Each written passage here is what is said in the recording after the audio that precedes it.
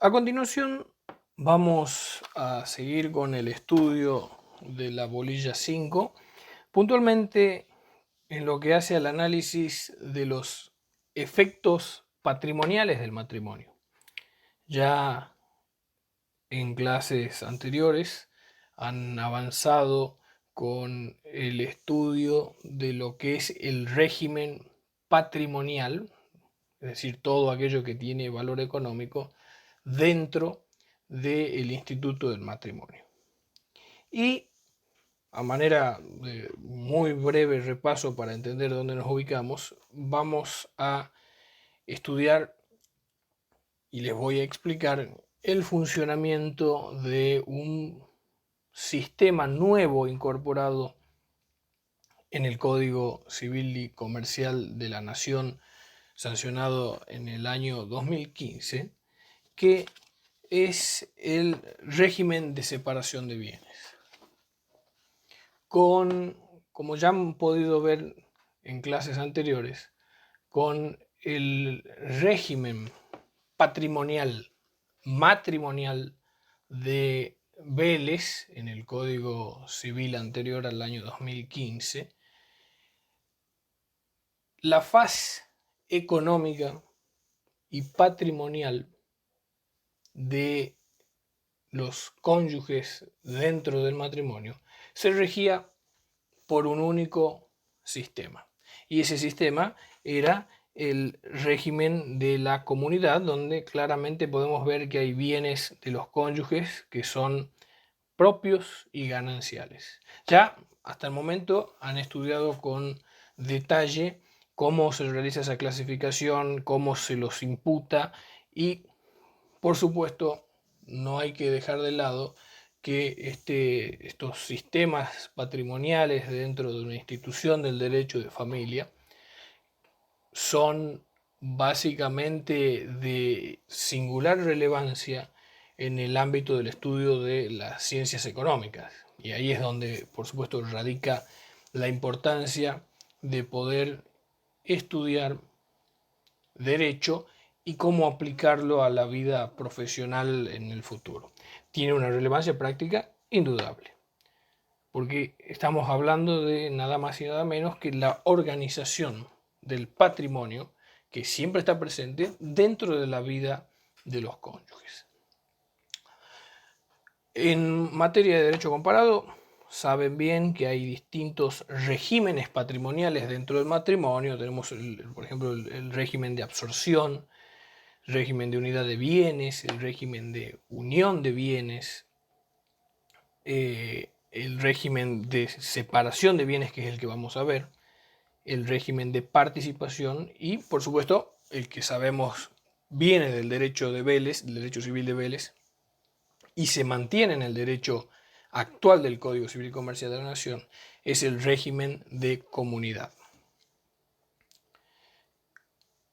A manera introductoria, ya tenemos muy claro que al momento de contraer matrimonio, los cónyuges, entre muchas decisiones que hacen a su nuevo proyecto de vida en esta forma de estructurar jurídicamente la familia, también eligen, tienen la posibilidad, con el nuevo derecho civil, el nuevo derecho privado, tienen la posibilidad de decidir cuál va a ser el régimen patrimonial al cual va a estar sometido su matrimonio.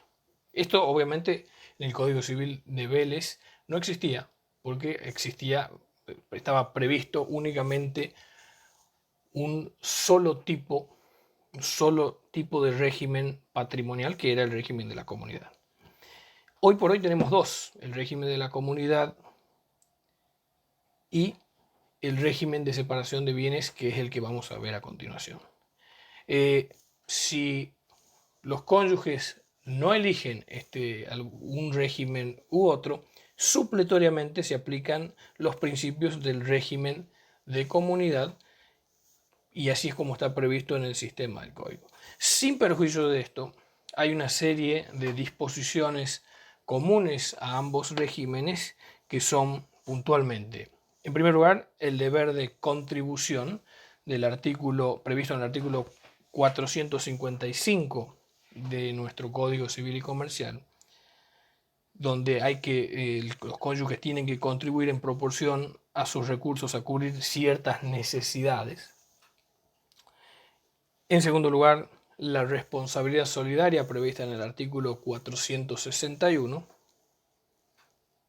la cual obviamente ya vieron que se basa principalmente en la cobertura de las necesidades ordinarias del hogar y el sostenimiento y educación de los hijos. En tercer lugar, los actos de administración y disposición de cosas muebles no registrables, como lo establece el artículo 462. En cuarto lugar, los actos requieren asentimiento, artículo 456 del Código Civil y Comercial, para la disposición, por ejemplo, de derechos sobre la vivienda familiar, muebles indispensables para esa vivienda familiar y el transporte de los muebles indispensables de la vivienda familiar fuera de ella. También entra acá, como una disposición común, la autorización judicial para suplir la falta de ese asentimiento. Y finalmente, entre las disposiciones comunes a ambos regímenes, se encuentra el instituto previsto en el artículo 459, que es el mandato entre cónyuges, donde uno de los cónyuges puede dar poder al otro para representarlo en el ejercicio de las facultades que el régimen matrimonial le atribuye. Con respecto al régimen de separación de bienes, como ya han podido verlo en clases anteriores, el nuevo Código Civil y Comercial del año 2015, que empezó a regir desde el 1 de agosto de 2015, a diferencia del Código Civil de Vélez-Sarsfield, otorga la posibilidad de optar entre dos regímenes. Por un lado, como ya les dije, el régimen de comunidad de ganancias y por otro, el régimen de separación de bienes. Dicha elección se tiene que llevar a cabo a través de una convención matrimonial, es decir, un acuerdo con contenido patrimonial, evidentemente, que se tiene que realizar entre los cónyuges. Cuando esa convención no es realizada, claramente el código otorga, como también ya les expliqué, supletoriamente a los cónyuges el régimen de comunidad de ganancias, conforme a los términos que se encuentran escritos en el código en el artículo 463.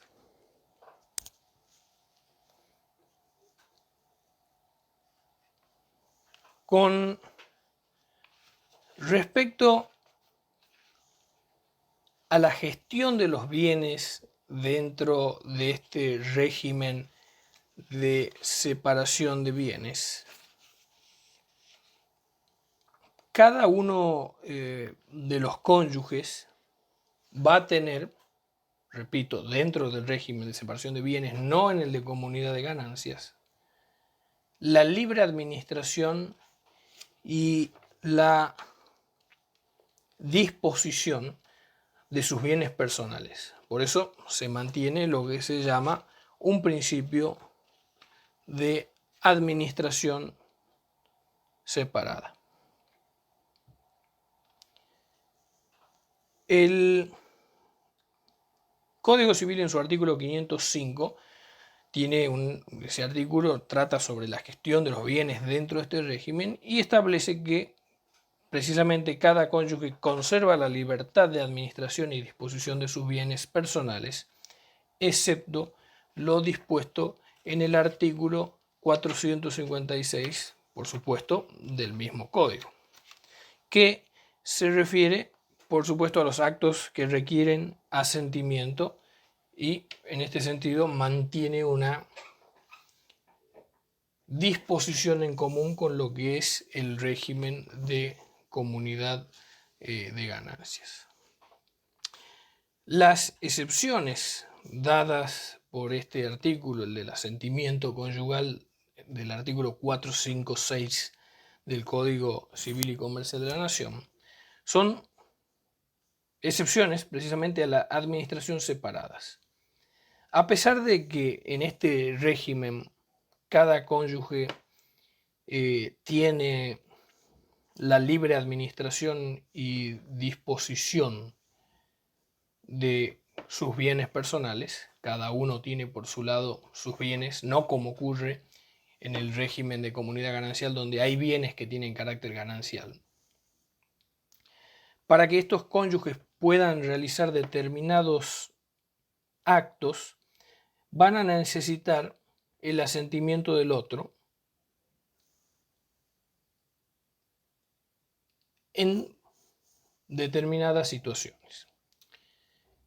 Estos actos básicamente se pueden englobar en tres categorías, donde la primera va a ser la disposición de los derechos sobre la vivienda familiar. Es decir, que si bien un cónyuge tiene un inmueble que es de su propiedad, pero allí es donde se asienta la vivienda familiar, no puede disponer por más que tenga la libre administración. En este caso, la excepción se basa en un principio de administración conjunta independientemente de quién sea el titular del bien. En segundo lugar, va a quedar exceptuado del régimen de administración separada la disposición de los muebles indispensables para la vivienda familiar.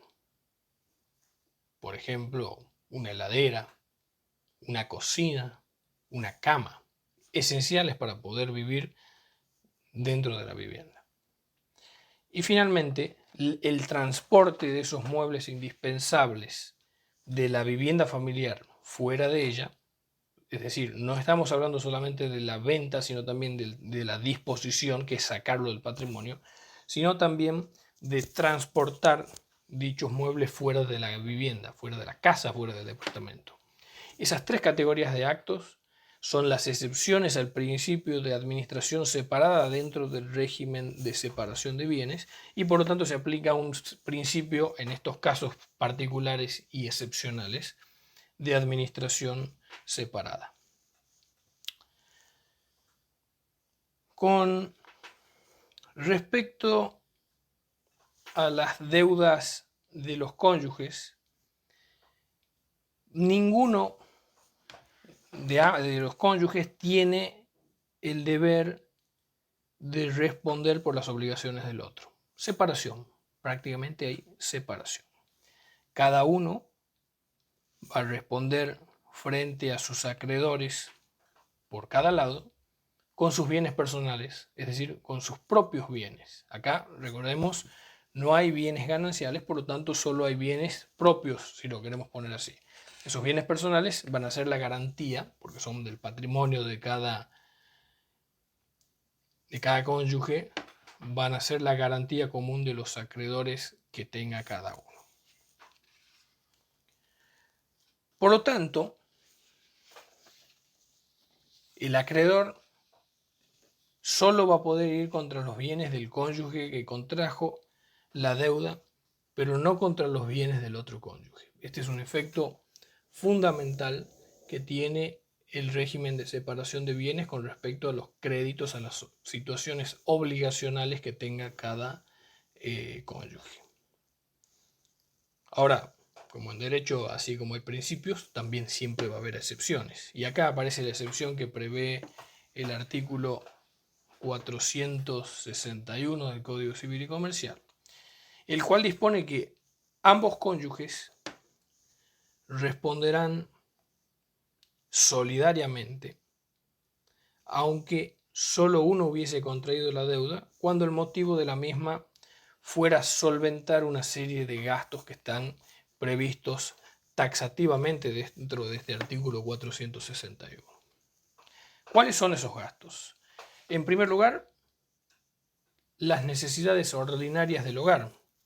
¿Qué podemos tomar como ejemplo en este grupo de excepción al principio de separación de la responsabilidad de cada cónyuge frente a sus acreedores?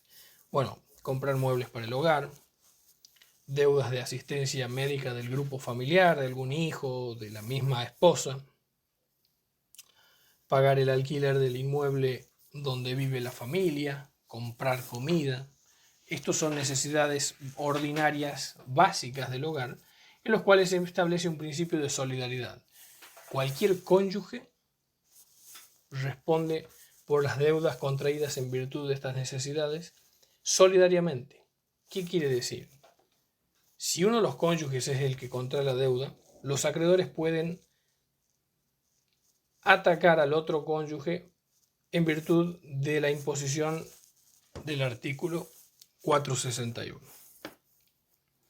El otro supuesto excepcional donde hay responsabilidad solidaria por las deudas contraídas por los cónyuges con terceros es cuando esa deuda es para solventar el sostenimiento y la educación de los hijos. Esto claramente, el ejemplo clásico va a ser el pagar el colegio de los hijos o profesores particulares, por ejemplo.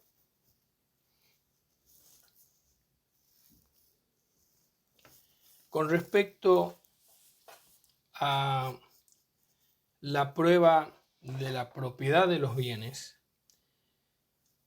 tenemos que formularnos una pregunta. ¿Cómo se prueba frente al otro cónyuge o frente a terceros la propiedad exclusiva de un bien? Es decir, que el bien es mío, es personal, no es de otro. Bueno, cada uno de los cónyuges dentro de este régimen de separación de bienes puede demostrar la propiedad exclusiva de un bien por todos los medios de prueba. Es decir, hay un principio de amplitud probatoria. Acá es donde entra en juego una presunción de copropiedad. Los bienes, ¿qué implica esta presunción? Se presume que los bienes cuya propiedad exclusiva, es decir, no es de alguien en particular, no se pueda demostrar, se presume que pertenecen a ambos cónyuges por mitades iguales. Por supuesto que, por un lado, tenemos el principio de amplitud probatoria para probar los bienes que un bien es exclusivo de uno de los cónyuges, y por otro lado tenemos la presunción de copropiedad. Esta presunción es una presunción iuris tantum porque admite prueba en contrario. Ahí está donde entra en juego esa amplitud probatoria.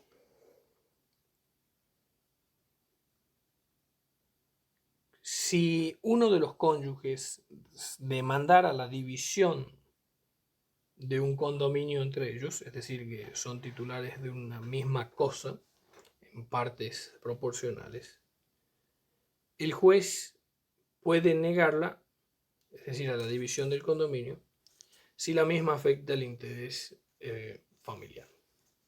Por supuesto, recordemos que si bien es una institución con carácter patrimonial el régimen de separación de bienes, no olvidemos que nos estamos manejando dentro del marco del derecho de las familias y, por lo tanto, hay intereses extrapatrimoniales superiores en juego. ¿Cómo se extingue el régimen de separación de bienes? Bueno, al disolverse el régimen, no hay una masa común partible como ocurre en el régimen de comunidad de ganancias. Ninguno de los cónyuges tiene un derecho actual o eventual sobre las ganancias del otro. Bienes exclusivos de un lado, bienes exclusivos del otro. El régimen de separación de bienes se extingue básicamente por la muerte comprobada o presunta de uno de los cónyuges, la anulación del matrimonio putativo, el divorcio y la modificación del régimen matrimonial convenido. Con respecto a la muerte, repito, tiene que ser comprobada o presunta de uno de los cónyuges. Además de extinguir el régimen de separación de bienes, obviamente también disuelve el matrimonio, como ya lo vieron al estudiar los conceptos elementales de esta institución del derecho de familia. La segunda causal de extinción es la anulación del matrimonio putativo. Para que el régimen de separación de bienes se extinga, es necesario que haya existido matrimonio. Recordemos que para que el régimen comience, por lo menos uno de los cónyuges debe ser de buena fe. Por lo tanto, si ambos cónyuges son de mala fe, el régimen nunca comenzó válidamente y por lo tanto no se puede hablar de su extinción. Es como si directamente no hubiese existido. La tercera causal de extinción del régimen de separación de bienes viene a ser el divorcio, que, al igual que la muerte, además de extinguir el régimen patrimonial en particular, también disuelve el vínculo formado en virtud de contraer matrimonio. Y finalmente, la última causal, la cuarta y última causal de extinción del régimen de separación de bienes es la modificación del régimen patrimonial convenido. Cuando los esposos voluntariamente deciden cambiar el régimen de comunidad, obviamente se pasa de un régimen al régimen de comunidad. Obviamente se cesa, deja de existir el régimen de separación y se aplican las normas del régimen de comunidad de ganancias.